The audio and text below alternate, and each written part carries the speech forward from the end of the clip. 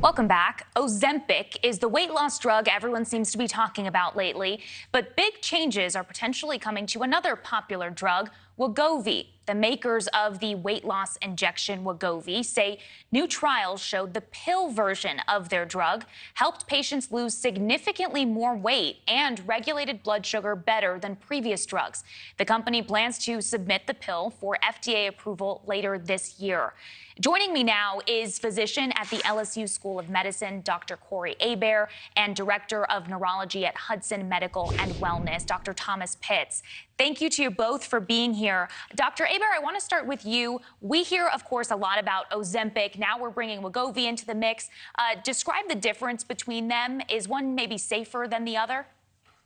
Well, these medicines are basically the same thing. You know how you can have a shirt and one could be made of cotton and the other one's made of cotton, but they have two different brand names. That's kind of what this is. However, the issue becomes what you're going to take if you start to lose a lot of weight and then things start to roll off very quickly. The issue is that semaglutide is the same. It's the same medicine in both of these. One of them now, Wegovy, is going to become a pill, and they really want to do this. The only difference that we can see in the injectable form of these medicines now is the fact that Wegovy can actually be prescribed in higher doses. So some people are experiencing a little bit higher side effect profile because the medicine is given at a higher level. However, with the pill, we're going to have a bit of a difference because when a medicine has to go through the GI tract, then it will be absorbed a little bit differently. So we'll have to see how that works with the pill.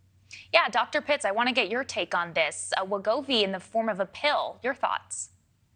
I'm excited about it. I mean, remember, Wegovy is the one that was FDA approved for weight loss, and Ozempic kind of became this convenient kind of, we had more on the shelf, and it was more convenient for people who wanted marginal weight loss. But like the doc said, it's essentially the same medicine. It's like taking extra strength Tylenol, which is 500 milligrams, versus Tylenol, which is 250 milligrams. In terms of it being a pill, that's going to be great, right? That's going to increase compliance. When you look at the other GLP agonists, the ones that have the highest compliance are the ones that you inject once weekly and not every day. And we see that in things like multiple sclerosis and other injectable monoclonals that we use for other indications.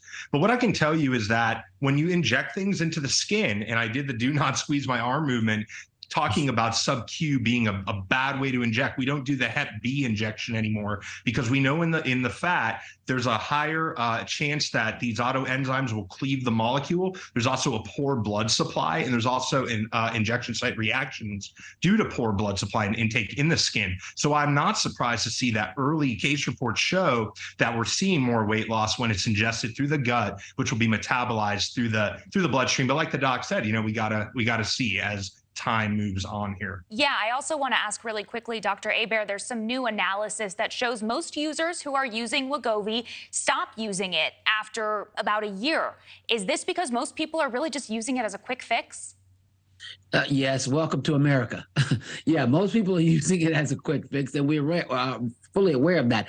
Just as a full disclosure, I actually do prescribe Wegovy and Ozempic in a clinical setting. But what happens is that we have to do something, even though people are probably going to stop after they get their goal reached. I mean, right now, we are going to double the amount of people with diabetes in the United States by 2050. I mean, even the American Academy of Pediatrics recommends at 12 years of age, patients take a medicine for their weight loss. So point is, we got to do something. So if they stop after a year, people stop a lot of stuff after a year, but that should not deter anyone from getting on this medicine if they need to take it. Thank you for watching. Go to newsnationnow.com to find News Nation on your television provider. And don't forget to click the red subscribe button below to get more of News Nation's fact-driven, unbiased coverage.